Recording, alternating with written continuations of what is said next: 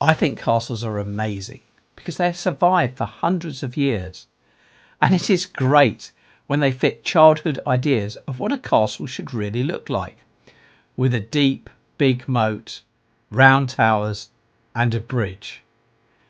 This castle meets those criteria, along with special crossbow loops and sophisticated gatehouse, which makes it a great place to visit. This castle, along with Grosmont Castle and Skemfrith Castle, formed a group, all located near each other, known as the Three Castles. This is the White Castle in Monmouthshire, Wales. This video will provide a brief history, context and visiting tips for this extensive ruined castle. I aim to visit and make short videos on many castles across the country, in addition to my regular ones, so please like, subscribe and click the alerts bell for future releases. Thank you for watching Eclectic Experience, change seen through images. White Castle is located here in Monmouthshire, Wales, roughly 10 miles from Monmouth.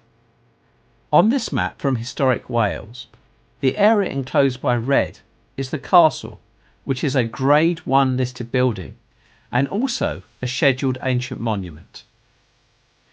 The castle was originally built by the Normans to control this area following the Conquest, particularly the route between Wales and Hereford.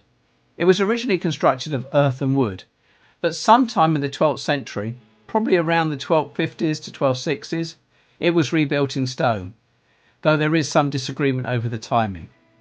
For context, and to get an idea of just how old this site is, this is a list of monarchs from the present, King Charles III, going all the way back to William I, William the Conqueror. The original wooden castle was constructed shortly after the Norman Conquest, during the reign of William I. The reconstruction in stone, probably in the 1250s, was in the reign of Henry III. And then it started to fall into disuse after the victory of Edward I over the Welsh lords, and its military significance dwindled. So, what remains today? Well, actually, a lot. This is the view of the entrance through a metal gate, and we can see the castle in front of us. As we move in, we can see the outer ward of the castle with its own gatehouse. And interestingly, the field opposite once contained another outer ward, built of wood, when the accommodation inside the existing castle was not considered sufficient for all the men and supplies needed due to the threat. The castle was on the border and perceived to be at risk, but was not actually attacked despite considerable concern. In 1262, the castle was readied for imminent action, following an attack on Abergavenny nearby. But as the months passed, the threat never materialised, and the castle was not attacked. The inner ward looks very impressive, with its long bridge over a moat to enter via the strong gatehouse. This is an image from the board showing the considerable defences of the gatehouse, including the drawbridge, portcullis, and a death drop, all protected by round towers. Very hard to break through indeed. An unusual feature of this castle is the type of crossbow or arrow slot in the wall, with horizontal slits being offset. As is often the case, opinion is split on if these were effective or not. We have no real way of knowing.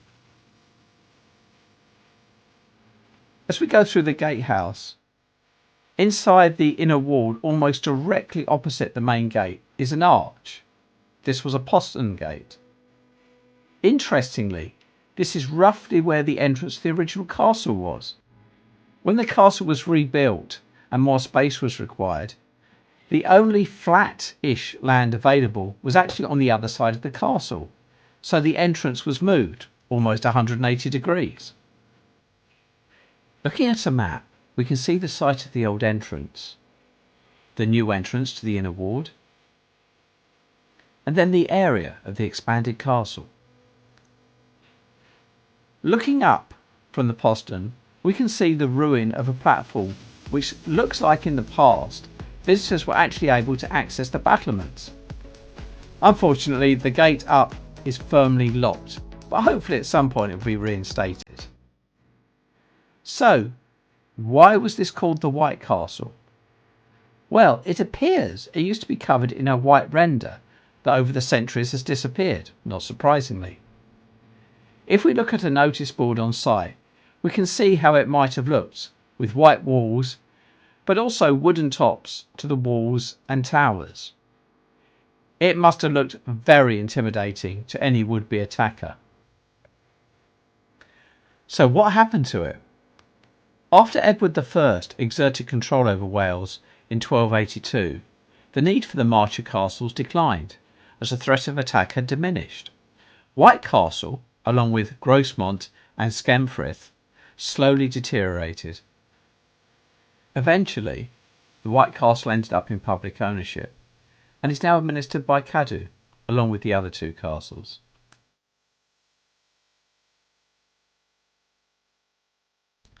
Visiting tips.